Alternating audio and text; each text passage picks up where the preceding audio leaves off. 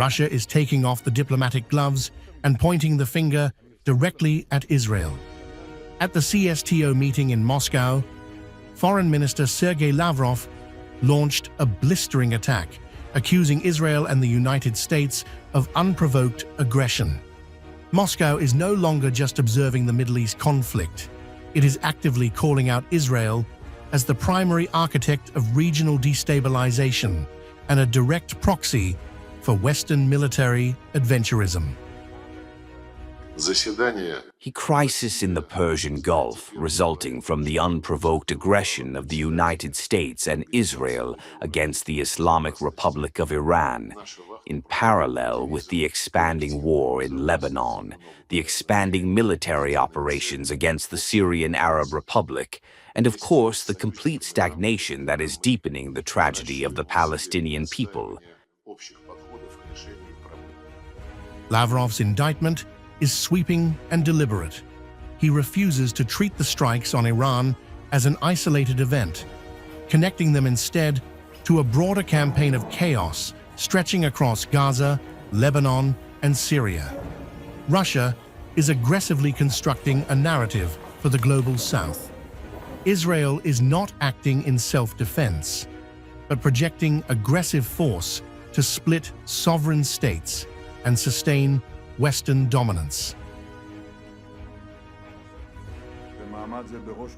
Iran, like in every generation, has risen up to destroy us. It plans to destroy us with nuclear bombs. And if we had not acted, the names of Natanz and Isfahan, these places of death, would have joined the names of the death camps in Auschwitz, Birkenau, and Treblinka. Facing this mounting diplomatic assault from Moscow, Prime Minister Benjamin Netanyahu's defense relies entirely on existential memory. By comparing Iranian sites to Nazi death camps, he attempts to shield Israel from international criticism. Netanyahu is signaling that Israel's preemptive strikes are not the military adventurism Russia claims, but an absolute non-negotiable obligation to prevent annihilation.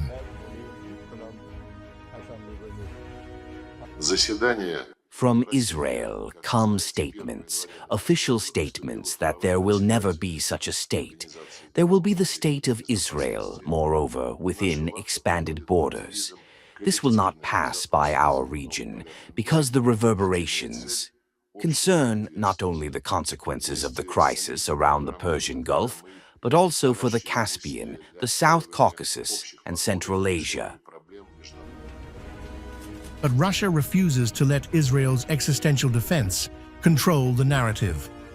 Lavrov weaponizes the Palestinian question to issue a severe warning. By officially accusing Israel of seeking expanded borders, Moscow claims these shockwaves will destabilize the Caspian and Central Asia. This is Russia drawing a red line, declaring that Israel's expansionism is now a direct threat to its own Eurasian sphere of influence. Since the 7th attack in October, the IDF and the security services have been striking back. We have not yet completed the campaign, but the world already knows our determination to defend ourselves, to defend not only ourselves, but to defend humanity from barbaric aggression. Cornered by Russia's geopolitical framing, Netanyahu doubles down. He ignores Moscow's accusations of expansionism and reframes the entire multi-front war as a defense of humanity.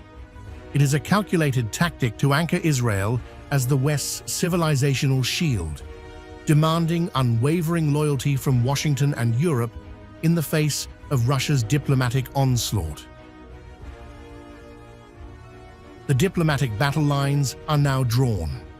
Russia has aggressively called out Israel, branding it as the vanguard of a destabilizing Western system and a direct threat to Eurasia.